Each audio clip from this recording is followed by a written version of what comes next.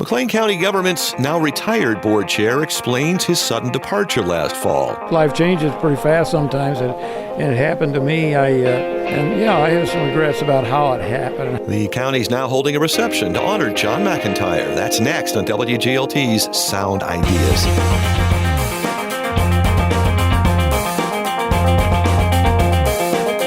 Good evening, I'm John Norton. Also on today's show, an ISU scholar explains how colleges and universities are trying and often failing to get ahead of artificial intelligence and how students can use it to cheat. Plus, Bloomington-Normal chefs accept a challenge to offer more meatless options. I just saw how the vegan community just seemed very stagnant in Central Illinois. More than a dozen restaurants compete in the first Vegan Chef Challenge.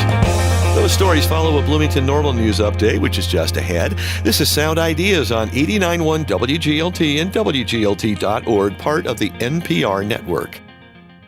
Support for WGLT comes from Bloomington-Normal Audiology. Hear My Story continues with local patient Paul Brandt. So I just went without them for all those years. I talked to somebody who had recently gotten hearing aids and talked about the fact that they were connected to the TV. And so that kind of prompted me to try it again. Paul's full story can be found at bnaudiology.com.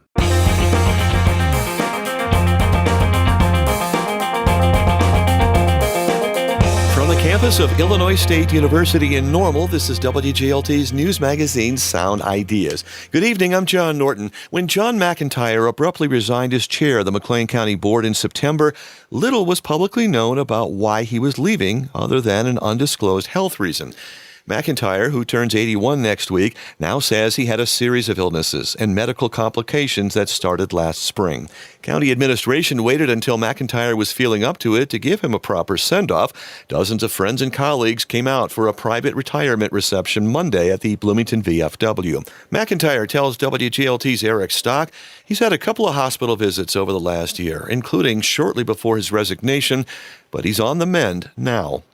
I was very fortunate at my age to not have anything that was terminal or anything that, but because of my family and the situation, everybody decided it was time for me to hang it up, so to speak. And I was enjoyed everybody. I enjoyed you guys. I enjoyed the board. There's so many people I've seen and I know, and it was a good retirement thing for me, but I think I have to think about traveling and family. We got grandkids all over the country, but none close.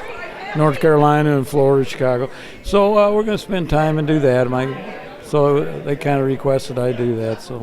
So how tough a decision was it to actually break it off and call it quits? Very tough. Very tough. I really do enjoy it. People they'd say, some people would say to me, there's a lot of stress and a lot of things going on and with the politics and so on. I said, it wasn't so bad. There's good people in this community. I'm very fortunate to have the support I had from both parties at different times. And, as you can expect, I'm just glad they took some time. I might have had to take a leave of absence for a couple months, but family kind of wanted me to go ahead and retire, and it was pretty abrupt because of the situation at the time. I just got out of the hospital, so it was my responsibility. So I just, I have some regrets, but also basically because I enjoy the people. So you mentioned regrets. Are you talking about in your role as county board chair or anything, or just staying on when you? No, primarily regrets and how the resignation came down and so fast. I don't know if you saw it, but I wrote a long email to all the board members and staff, but I think I could have done a little bit better job. I left too much room for interpretation and so people interpreted it, and that maybe I had serious illnesses. And there were some, but they weren't so bad. I mean, you know what I mean, that didn't prompt it as much as you would think. It was just time. So that was in the first year of a 4-year term. You would have had 3 more years. Thoughts about unfinished business? Really one reason I ran again, and last fall in 2022 in the fall, or even the spring before when I went through the primary, I really felt good. I had no intentions of thinking like that, of course. And then it just happened. Life changes pretty fast sometimes, and it happened to me. I have some regrets about how it happened and how it all went about. I didn't give enough warning. I felt like I left some of the board members hanging a little bit. We had worked out, I think, a very reasonable situation, and our board was doing pretty well with it, I thought. But anything that you would have liked to have taken to the finish line, or you want to see your successors get to the finish line since you had to leave midterm? Well, I think there's always been, because our board is known for a number of initiatives throughout the state of things that we took on. One was the mental health initiatives, because what we were doing was extra with the support of the councils, city council, town council, and taxes.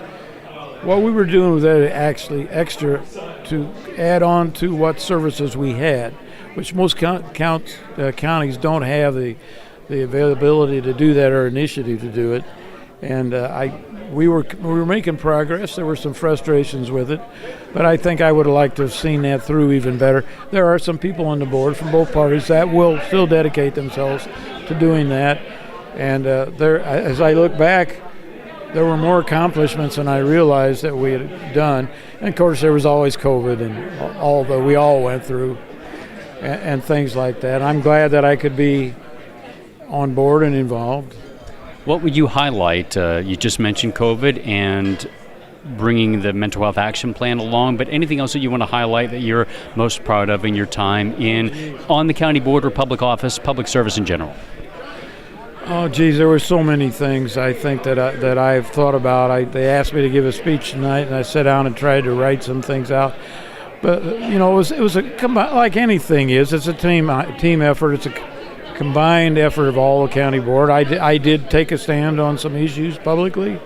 I think one of them was the escrows for the wind farms, and as a result, we were probably the first county that ever did draw the line with our wind farm companies on that and see that they actually followed through with their contracts. And I had support, and since that time the state has come around. We've kind of followed our lead on that one, and we hope that's going to be something that's impacted a lot of people. Have you had interactions with any of the board members, including the board chair, Catherine Metzger, since you've left, for any insights or advice or anything that you would share? Once I actually resigned and I was going through health issues, I pretty much made it a point not to interfere in any way, and I didn't want it to become a big political thing. There's too much of that in this country now, I think, going on, and some of our politicians around the country need to wake up a little bit and see if they can't be civil and work together more like they can if they would. And I think we were there. We were doing that with our county and our county board. Members from both parties. I appreciated that. I appreciated the compromises and the working together. That I hated to leave because I thought we were working hard to establish that. So that's something that I'd like to have followed through with some more. I'm hoping it works out.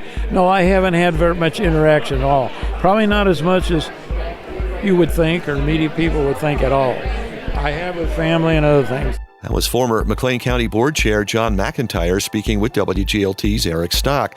The former coach and educator served more than 20 years on the county board as a Republican. The county presented McIntyre with a green sign for a street that's been renamed in his honor, McIntyre Way, south of Bloomington. The stretch runs parallel to US 151 south of Bloomington from Brigham School Road to Margaret Street. Donald Trump's bid to get on Illinois' March 19th primary ballot is surrounded by drama for a couple of reasons. You'll hear more tomorrow on WGLT's Sound Ideas.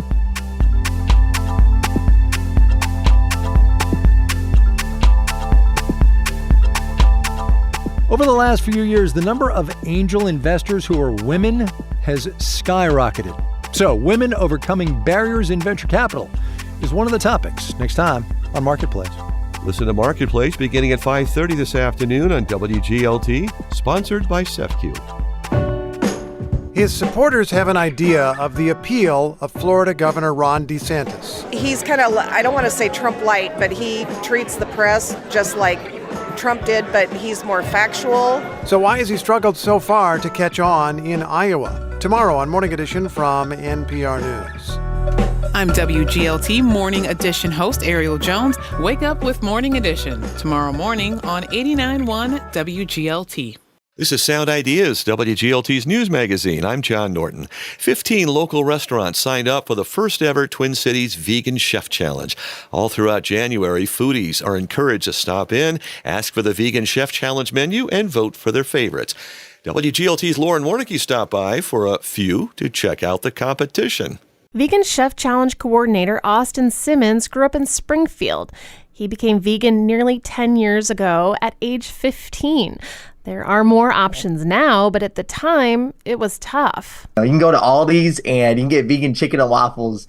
Burger King has options, and so do a lot of restaurants, and that just wasn't the case before. A trip to St. Louis's Veg Fest in 2019 was the first time Simmons had ever met another vegan. So I went all those years not really knowing any other vegans in person, and that kind of that made me a little annoyed. Simmons organized monthly restaurant meetups and ran a successful vegan challenge last year in Springfield. But it hasn't been easy making inroads with the vegan community. I just saw how the vegan community just seemed very stagnant in Central Illinois. Vegan Outreach, the national nonprofit that hosts the challenge, was impressed by Simmons' efforts promoting veganism in the Midwest. That led to a full-time gig organizing challenges all over the region. There's one in Springfield, Missouri, and Springfield, Illinois, plus Rockford and now Bloomington-Normal. And Twin Cities chefs have jumped on the opportunity to bring new customers into their restaurants. And we're specifically targeting non-vegan restaurants to join because we want to show everybody that vegan food can be delicious. Fort Jesse Cafe and 3 from the Epiphany Farms restaurant group are on the list. Under Wraps teamed up with Alla Tavolo and Great Harvest Bread Company to create new items. Food truck Shroom Shack has set up shop at Mystic Kitchen for the month. And Simmons says the challenge isn't just about highlighting existing vegan menu options. They're actually primarily new options that they're adding because we want to excite not only non-vegans, but vegans too, because we've already seen the existing menu options the vegans have. So let's bring something new, something creative, and let's see what these chefs can come up with whenever they're put to the test. The Coffee House in Normal, Pollen and Pastry, Zeta Coffee, and Sugar Mama all have your caffeine fix and sweet tooth covered. Got a hankering for chicken and waffles? Sal's Late Night Eatery has got a vegan option for that too. And veganism and Indian cuisine kind of go together like bread and non-dairy butter. So it's not too surprising to see Bloom Bawarchi and Puran Indian on the list of competitors. Bloom Bawarchi owner Rocky Venu says about a quarter of their 400 menu items were already vegan. Our primary focus was on vegan at one point because we were able to identify that the market for vegan was a large proportion when compared to the non-vegetarian. Bloom Bawarchi created 3 new dishes for the challenge: Malabar okra from West India, Kadai eggplant from the north, and gobi muttar from central India. We came up with different sauces, so all these 3 are unique. Venu is pretty competitive by nature, so it's not just about bringing in new customers. I am pretty sure we will win this competition. He's not the only one. Pizza Paya owner Adam Alpaya wants to win too. Venu recruited the pizza parlor and bar in Uptown Normal for the challenge. I like a good challenge, and I love to feed people, and this is like a new way to kind of reach some new people. And while pizza might not sound particularly vegan friendly at first, Alpaya was already making dairy-free cheese in-house. They were asking for it, so I said, you know what, let me get in the lab and try this, and yeah, they loved it. It's delicious, and even people who aren't vegan are like, oh, this is actually pretty good. Pizza Paya's vegan cheese is made from cashews and nutritional yeast, which adds an umami flavor. A few secret ingredients give Alpaya's non-dairy pizzas that ooey gooiness of cheese that pizza lovers look for. Vegan versions of Pizza Paya's potato and pepperoni pizzas, plus a meat-free cauliflower wings dressed in sweet and spicy Korean sauce, are up for the challenge. We're excited. We want to see how this month goes, and I think we're gonna have a lot of vegan challenge people in here testing out the food. Of course, the challenge isn't just for vegans. Austin Simmons of Vegan Outreach encourages everyone to try out vegan menu options for health, animal welfare, and a smaller environmental footprint. Vegan food can be just as or more delicious than non-vegan food. I try new vegan dishes every week, sometimes every day it seems like, and I've never gotten bored in the almost 10 years I've been doing this. So that's really got me really passionate about really showing just how delicious this food can be. That's Austin Simmons of Vegan Outreach, coordinator of the Bloomington Vegan Chef Challenge, speaking with WGLT's Lauren Warnicki. You also heard from Rocky Venu of Bloom Bawarchi and Pizza Paya owner Adam Elpaya. Sal's Late Night Eatery will open for lunch all next week from 12 to 4, on top of the regular late night hours starting at 7. See all the Vegan Chef Challenge competitors and menus at veganchefchallenge.org/Bloomington. You can vote for your favorites from the website or a QR code at each restaurant. Just make sure you cast your ballots by January 31st.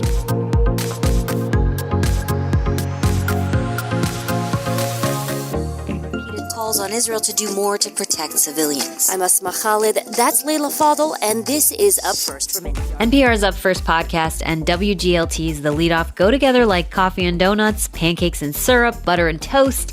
I'm Morning Edition and Up First host Layla Fadl, delivering the news you need to start your day. Take control of your morning and subscribe to NPR's Up First and WGLT's The Leadoff Morning Podcasts. Find the links at WGLT.org. If it seems like the more colleges and universities make policies about academic cheating, the more ways to cheat pop up, you might not be wrong. Our final story on WGLT Sound Ideas today, we'll talk with Illinois State University economist Rajiv Goel, who says the anonymous nature of the internet creates policing challenges in considering AI programs like ChatGPT and other sneaky ways to commit fraud. The retired professor has a new paper out showing term paper vendors and other cheaters are marketing more as academic institutions specify more things that are offenses. In this interview with WGLT's Charlie Schlenker, Goel says he created internet indices by state and trolled the web for a variety of factors: help with term paper, plagiarism, cheating, ChatGPT, the presence of penalties, and policies stated on course syllabuses. Goel says he tailored the searches the way a student looking for help on the down low would form the question. So I tried to create internet indices by state. So think about if I was a potential student, and not everybody is using these aids necessarily, but now either I am not on the ball, so I am behind, or I am not competent. So at the last minute as a student, I am looking for somebody to, internet to aid me. Again, thinking like a potential student, I want this work to be done quickly. So anyways, how many search results came up by state? Plus, it's not that simple, especially for North Carolina. You might have hits for South Carolina, yes, and state of Washington, D.C., so you have to clean that up. Then what is the potential penalty? Not everybody is looking at, but what is the penalty for plagiarism, cheating, and plagiarism policies? And the other thing is, it is generally capturing strength of enforcement. So when you do cheating and plagiarism, in fact, I was surprised, but in one sense not surprised, that a lot of those were sports-related cheating. Then redid the same thing, put the other term syllabus in there. So now these policies are stated on the syllabus. This is not perfect, but this is hard data, trying to see what's the difference in law enforcement across states. So what'd you find? The finding is actually little bit counterintuitive across all these, but that is robust. And the counterintuitive finding is, for now, more policies measured this way are not an effective deterrent, actually. They are actually positively related. So this goes back to, if you want to put intuition onto it, what economists call is demand is creating its supply. So potentially you can't catch the perpetrators right now, and global nature of the internet. So there are all these sites appearing to offer you these services for now. And that stimulates demand. Right. So we can't say for now causation. For now they're positively correlated, but it's across news searches, it's across syllabus, It's across without the syllabus. And perhaps this policies are a little bit behind, but putting AI requirements on the syllabus does not make a difference. It's not a deterrent. People are not reading the syllabus. That's not a surprise. Right. It's not earth-shattering finding, but I have imperfect but hard data. And the other thing I found is that a lot of these resources to promote or facilitate this plagiarism behavior are based in other countries. So the global nature of the internet. What sort of resources? So, they will write a term paper for you for $6 a page, and a lot of them are in Cyprus.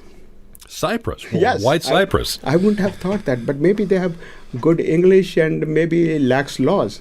3-4 of them consistently for across different states. They had seemed like some of them had a U.S. presence somewhere, but the main office was overseas. And so somebody in Cyprus is marketing to U.S. students. Yes, and it could be also, I was thinking, the same outfit with different names. How should institutions solve that problem?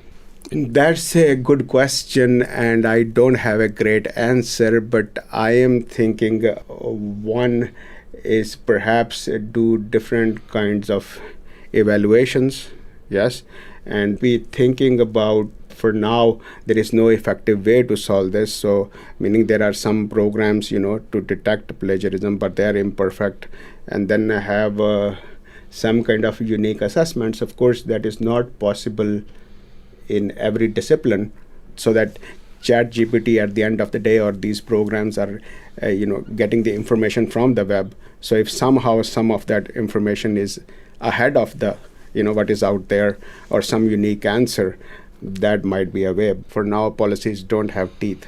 Enforcement technology has to ramp up somehow. Programs that assess textual plagiarism have been around for a long time. You would think they'd be a little more developed than they are now. That is a viable thought. I don't have hard data, but I'm thinking the incentive to further develop them, monetary incentive, is lacking, relatively speaking. And if I am promoting plagiarism in my software or whatever, yes, there is an incentive to do that. There is an incentive. It's ISU economist Rajiv Goel speaking with WGLT's Charlie Schlenker. Goel's paper with co-author Mike Nelson is published by a global independent research network that is hosted by the Center of Economic Studies in Munich, Germany. Goel also recently studied the link between gun safety legislation and gender breakdowns in state legislatures.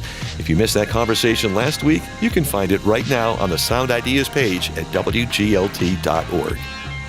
And that's Sound Ideas today. WGLT's news magazine is made possible in part by Bloomington-Normal Audiology. I'm John Norton. Story help today came from WGLT's Eric Stock, Lauren Warnicki, and Charlie Schlenker. Ryan Toohey edits Sound Ideas. This is 89.1 WGLT and WGLT.org, part of the NPR network.